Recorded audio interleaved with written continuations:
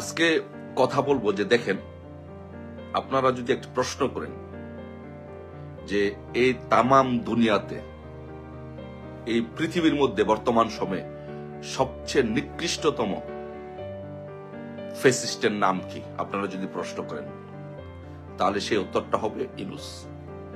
আপনারা যদি প্রশ্ন যদি করেন বা প্রশ্ন আসে যে তামাম দুনিয়ার মধ্যে সবচেয়ে বড় জঙ্গির নাম কি, সে হচ্ছে ইউনূস।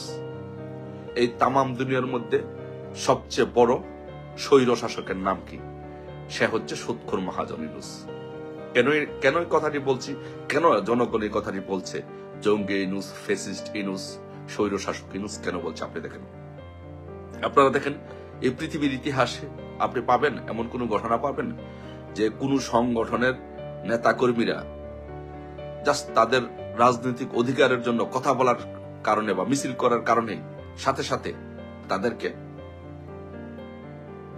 গ্রেপ্তার করা হয়, তাদের বিরুদ্ধে মামলা দেওয়া হয়, হামলা দেওয়া হয়। আজকে জামালপুরে ছাত্রলীগের নেতাকর্মীরা, আওয়ামী লীগের নেতাকর্মীরা মিছিল করেছে, এই জন্য সাথে সাথে তাদেরকে পুলিশ গ্রেপ্তার করেছে, তাদেরকে গ্রেপ্তার করছে। এই রকম নজিরবিহীন ইতিহাস পৃথিবীর ইতিহাসে আর কোনো ঘটনা বাংলাদেশে আর কখনো ঘটেনি, পৃথিবীর ইতিহাসে আর কোনো ঘটনা ঘটেনি। এই জন্য পৃথিবীর ইতিহাসে, তামাম দুনিয়ার ইতিহাসে সবচেয়ে বড় নিকৃষ্টতম স্বৈর শাসক, ফ্যাসিস্ট, জঙ্গি হচ্ছে এই সুদখোর মহাজন ইউনূস। আপনারা যদি আরো লক্ষ্য করেন, আপনারা দেখবেন যে আপনারা দেখেন বাংলাদেশে আমাদের বীর মুক্তিযোদ্ধাদেরকে, যাদের রক্তের বিনিময়ে, যাদের জীবনের বিনিময়ে আমরা এই দেশটি, স্বাধীন দেশটি পেয়েছি, যাদেরকে আমরা সারা জীবন শ্রদ্ধা করি, সেই মুক্তিযোদ্ধা, বীর রণাঙ্গনের বীর মুক্তিযোদ্ধা বেগম মতিয়া চৌধুরী মারা গিয়েছেন, তাকে রাষ্ট্রীয় মর্যাদায় দাফন করা হয়নি। কুমিল্লাতে একজন বীর মুক্তিযোদ্ধাকে জুতার মালা দিয়ে ঘুরিয়েছে। বরিশালে একজন বীর মুক্তিযোদ্ধাকে লাঞ্ছিত করা হয়েছে। আজকে একজন সেক্টর কমান্ডার, বীর মুক্তিযোদ্ধা, বীর উত্তম মেজর জেনারেল শফিউল্লাহ, উনি মারা গিয়েছেন। ওনার জন্য কি করা হয়েছে? আজকে যদি কোন রাষ্ট্রপ্রধান, শেখ হাসিনার মতো যদি কোন রাষ্ট্রপ্রধান থাকতো, তাহলে ওনাকে দেখার জন্য ছুটে চলে যেতেন। কারণ ওনাদের নেতৃত্বে, ওনাদের জন্যই আমরা এই বাংলাদেশ স্বাধীন দেশ পেয়েছি। কিন্তু আজকে কি হচ্ছে?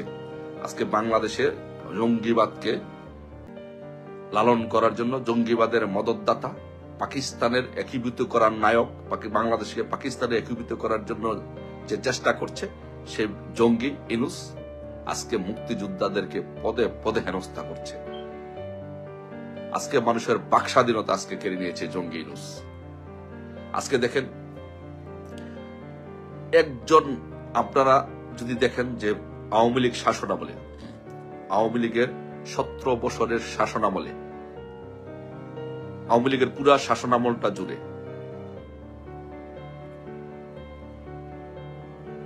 সব রাজনৈতিক দলের নেতা কর্মীরা টিভিতে গিয়ে টকশো করেছে, টেলিভিশন চ্যানেলগুলোতে গিয়ে যাচ্ছে তাই শেখ হাসিনাকে যাচ্ছে তাই বলেছে। শেখ হাসিনার বিরুদ্ধে যা মনে চায় তাই বলেছে। আওয়ামী লীগ সরকারের বিরুদ্ধে যেভাবে পারে সেভাবে সমালোচনা করেছে। আজকে কি কেউ, একজন মানুষ, আওয়ামী লীগের কোন নেতা কর্মী বা মুক্তিযুদ্ধের কোন সপক্ষের কোন নেতা কর্মী, শক্তি আজকে টিভি চ্যানেলগুলোতে গিয়ে কথা বলতে পেরেছে? পারছে? পারে নাই। এই যে মানুষের গলা চিপে ধরা, টুটি চিপে ধরা, বাক স্বাধীনতাকে হরণ করা, কে করেছে? এই সুদখোর মহাজন জঙ্গি ইউনূস। এই জন্য বর্তমান সময়ে পৃথিবীর ইতিহাসে সবচেয়ে বড় জঘন্যতম নিকৃষ্ট এই ফ্যাসিস্ট স্বৈর শাসকের নাম হচ্ছে সুদখোর মহাজন জঙ্গি ইউনূস। তাই আমি বলবো, শুধু কোন রাজনৈতিক দল না, বাংলাদেশ থেকে, বাংলাদেশটাকে রক্ষা করতে হলে, বাংলাদেশের জনগণকে রক্ষা করতে হলে, এই দেশকে জঙ্গিদের হাত থেকে রক্ষা করতে হলে আমি বলবো যে সবাইকে, চলচ্চিত্র কর্মীদের, সংস্কৃতি কর্মীদের, সবাইকে, বাংলাদেশের সকল মানুষকে আজকে এগিয়ে আসতে হবে। আজকে দেখেন আরেকটি ঘটনা ঘটেছে। আজকে যে ঘটনাটি ঘটেছে যে শিক্ষকরা, মাদ্রাসার শিক্ষকরা আজকে তাদের দাবি দাওয়া নিয়ে আজকে একটি মিছিল করেছে, এখানে তাদেরকে যেইভাবে তাদের উপর লাঠি পেটা করা হয়েছে, যেইভাবে তাদেরকে নির্মমভাবে প্রহার করা হয়েছে, বাংলাদেশের ইতিহাসে আর কখনো এইরকম ধরনের ঘটনা, ন্যাক্কারজনক ঘটনা কোনো ঘটেছে কিনা আমি জানি না, ঘটবে না। কারণ বাংলাদেশ আওয়ামী লীগ যখন ক্ষমতা ছিল, শেখ হাসিনা যখন ক্ষমতা ছিল, তখন শিক্ষকদেরকে শ্রদ্ধা করতেন, মুক্তিযোদ্ধাদেরকে শ্রদ্ধা করতেন, রাজনৈতিক দলগুলোকে শ্রদ্ধা করতেন। এই জন্য প্রত্যেকটি মানুষকে যেন কথা বলতে পারে, সেই কথা বলার রাইট আওয়ামী লীগ সরকার দিয়েছিল। কিন্তু আজকে কি হচ্ছে?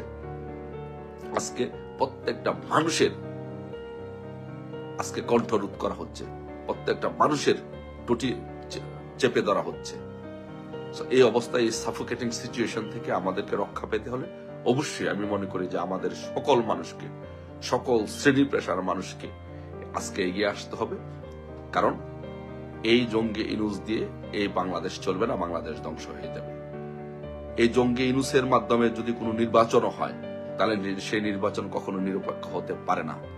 তাই জঙ্গি ইনুস হটাও আন্দোলন আমাদের করতে হবে। জঙ্গি ইনুসকে হটিয়ে সকল রাজনৈতিক দলের একটি নির্বাচন করতে হবে। সেই নির্বাচনে যেই দল ক্ষমতা আসে সেই দল নির্বাচনে যাবে, সরকার গঠন করবে। আর যেই দল নির্বাচনে পরাজিত হয় তারা বিরোধী দলের ভূমিকা পালন করবে।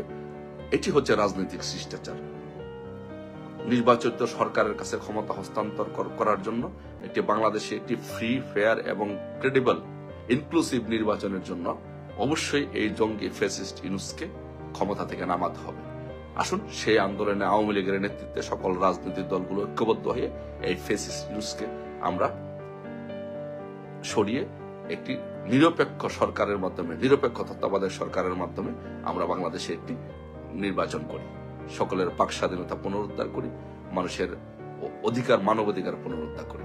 যে আজকে পরিমণি একজন চলচ্চিত্র অভিনেতা, একজন সংস্কৃতি কর্মী, সে তার ফেসবুকে একটি স্ট্যাটাস দিয়েছে যে সে তাদের বাক স্বাধীনতা নেই, তাদের স্বাধীনতা নেই, তারা কাজ করার মতো এনভায়রনমেন্ট পাচ্ছে না। এই জন্য পরিমণির বিরুদ্ধে গ্রেফতারি পরোয়ানা জারি করেছে। এখন আপনি চিন্তা করে দেখেন যে এই পৃথিবীর ইতিহাসে, আপনি যদি পৃথিবীর ইতিহাস খুঁজেন, আপনি পাবেন না যে পৃথিবীর ইতিহাসে কোথাও এরকম ধরনের ন্যাক্কারজনক ঘটনা ঘটেছে যে বাংলাদেশের একজন পাবলিক ফিগার, একজন চলচ্চিত্র অভিনেত্রী, একজন সংস্কৃতি কর্মী তার ফেসবুক স্ট্যাটাসে বলার কারণে তার বিরুদ্ধে গ্রেফতারি পরোয়ানা জারি করেছে। আপনারা পাবেন? এটি পাবেন না। আপনারা দেখেন এই পৃথিবীর ইতিহাসে আপনি পাবেন এমন কোন ঘটনা পাবেন যে কোন সংগঠনের নেতাকর্মীরা